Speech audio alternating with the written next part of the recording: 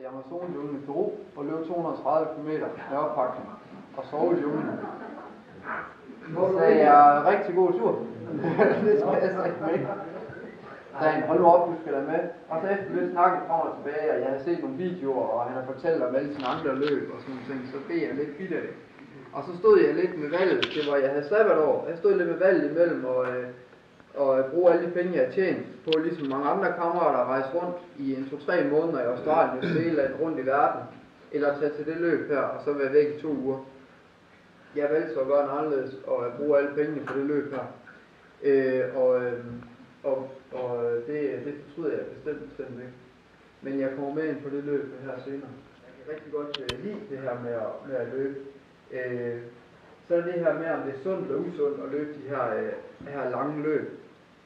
Jamen, altså man plejer at sige, som gennemsnitligt, så siger man alt over 30 km, i hvert fald hvad forskning viser. Hvis du løber over 30 km, så kan du nedbryde kroppen. Hvis du løber meget længere end 30 km, så nedbryder du meget. Hvis du løber 100 km, så smadrer du dig selv. Det er ekstremt overbelastet.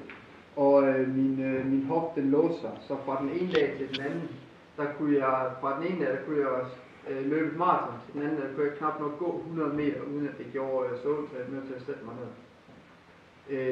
Det var hårdt mentalt, fordi jeg gik simpelthen ned med en depression, kan man sige. Fordi et er, at man ved, at man får de her endorfiner af at træne, og det bliver man rigtig glad for.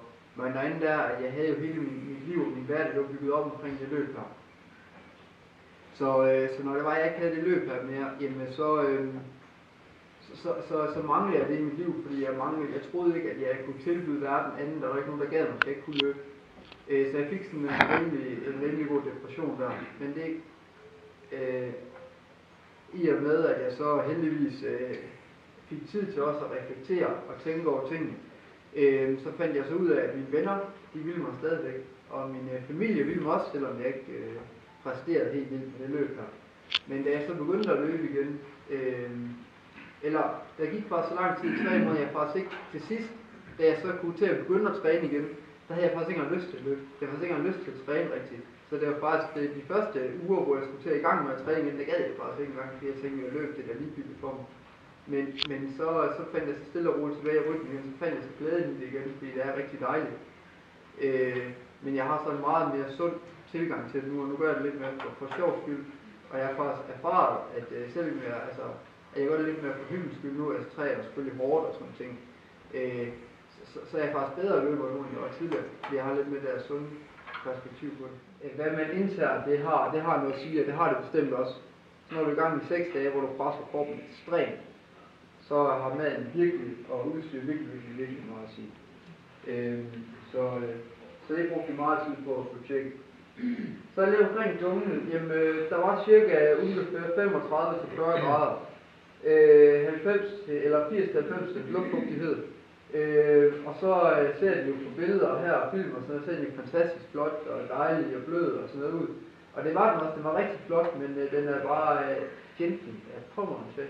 Altså alt hvad der er, altså alle insekter, de er jo 8 gange så store, de bider, og de er skide irriterende, og der er rigtig mange, og der er altså på alle grene og buske og alting, det stikker, og det er skarpt, og man skærer sig. Og på grund af luftfugtigheden, og på grund af at man presser sin krop så ekstremt meget, så har din krop ikke særlig godt immunforsvar, fordi du er så belastet, så immunforsvaret er kørt ned.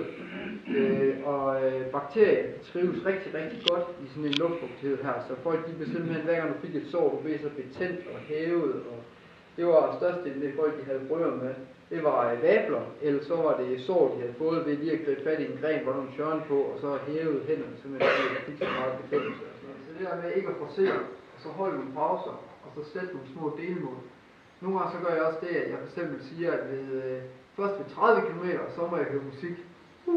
Så må jeg få til at høre en god sang, eller et eller andet, eller spise en minimumbremse, eller en bolle, eller et eller andet. Altså det kan virke som små latterlige ting, men det er måske noget, der egentlig gør, at man holder gejsten og kan fortsætte. Så jeg giver sådan små opture og sådan nogle ting, man har glædet sig til.